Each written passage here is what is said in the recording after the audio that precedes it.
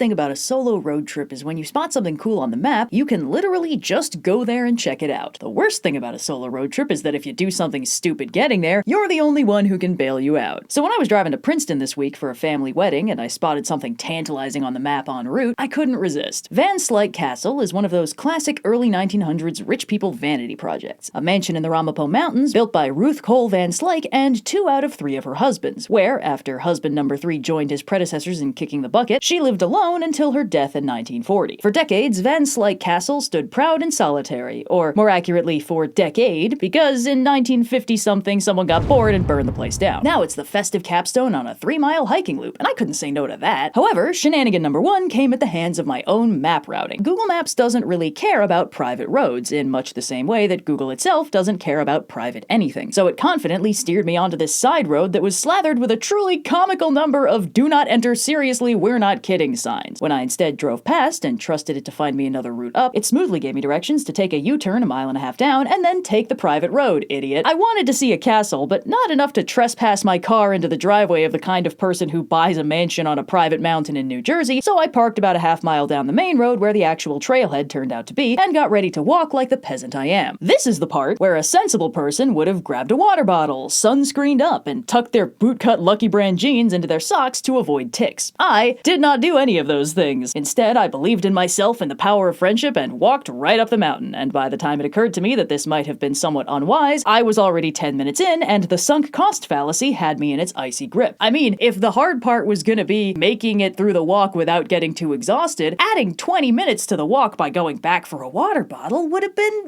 bad. That would have been a bad idea, right? Yeah, thank you, sunk cost fallacy. You're always very reasonable. In case it wasn't obvious, do not do this. At least bring a water bottle. I was pretty confident I wasn't gonna have any trouble with a 3-mile day hike, but I didn't have any backup plans if I turned out to be wrong. I was pretty much as unprepared as it's physically possible for me to be. Solo hiking in the Appalachians with no water, no tools, and not even a fire starter is the primary way to wind up the star of a story that ends with "and then she was never seen or heard from again." Fortunately, it turned out fine, and a brisk 45 minutes later I saw a shape cresting out of the trees and got to hang out in the ruins of this once proud manor, now home to nothing but some artful graffiti, several butterflies, and 2 separate parent-child hiking outings that passed through while I was resting up for the walk back down. I guess if you live in the neighborhood and you want to get your kid into outdoorsy hijinks, "Hey kiddo, do you want to go see a castle?" is a pretty good motivator. I mean, it worked on me. Hiking back down wasn't too rough, mostly because the weather was very cooperative that day. Any amount of rain would have made this an absolute death trap. Despite making this needlessly perilous for myself, 10 out of 10 experience, and can confirm there's no better way to make a $3 drive-through Dairy Queen milkshake taste like the nectar of the gods.